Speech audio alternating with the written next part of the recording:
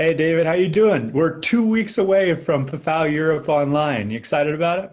I am really excited about it. Obviously, I was very sad when, it looked like it wasn't going to happen because of coronavirus, but, hats off Al, you and the team have managed to put something pretty special together. And in 2 weeks' time, we'll be delivering it. Yeah, and it's a strange time, arguably, to talk about excitement, but we have both been intimately involved with people analytics leaders and the unique value that they have brought to their organizations. People analytics has certainly risen to the challenge to provide Mm. insight to leaders. Can you speak about some of the stories that you've heard real quick?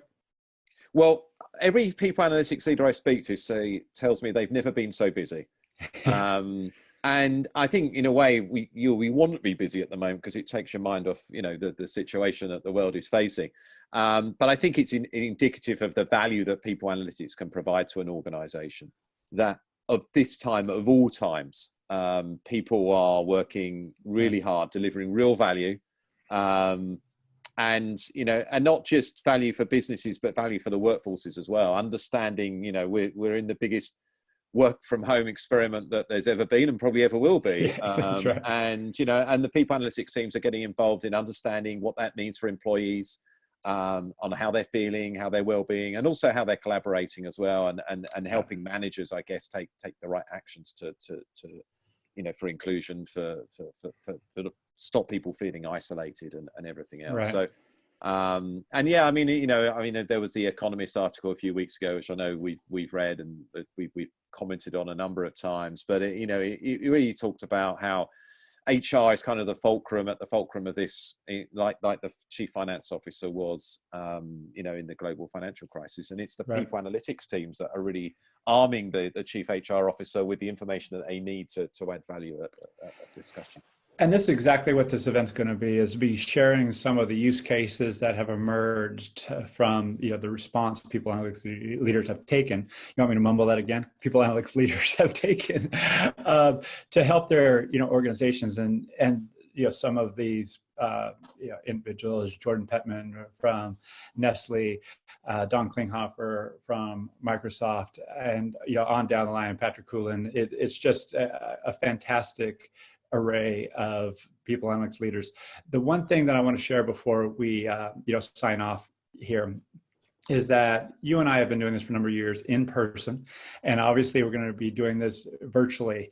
And it's not the best thing to be doing is staring at these glowing rectangles.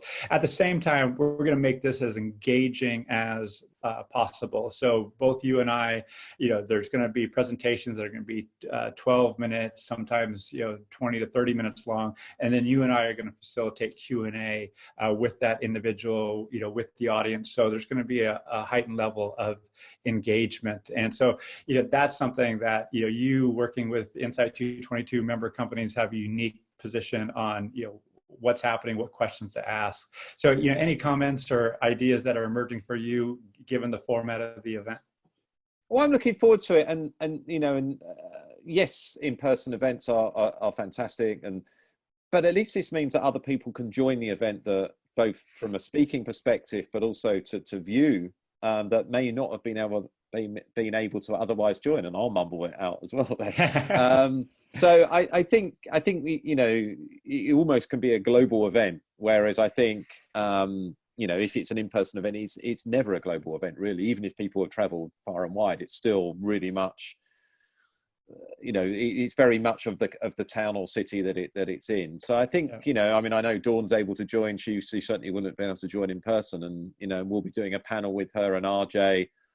They'll both be on the West Coast. I'll be sitting here in my home office in Tunbridge Wells. So it's going to be interesting. And I think what we've seen really throughout this crisis is the people analytics community have really come together, as we Yeah. probably knew it would, but Yeah. it really has come together. And that urge to learn, share, and collaborate, I think, is even more than it usually is. So, and I think PAFOW Online will certainly do that.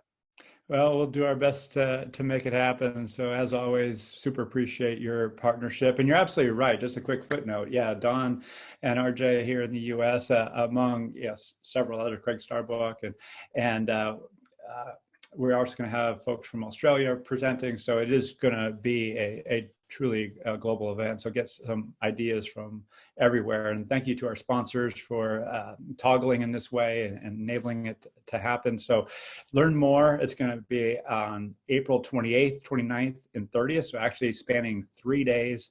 Go to PAFOW.net. You'll be able to learn how to access the event. You can do so for free on LinkedIn or YouTube, or you can pay a nominal fee and access the presentations, recorded videos, recorded audio files, and have a deeper level of connection with fellow participants. So hope you can get involved. And David, see you in 2 short weeks. Yeah, see you in 2 weeks, Al. Take care. You too.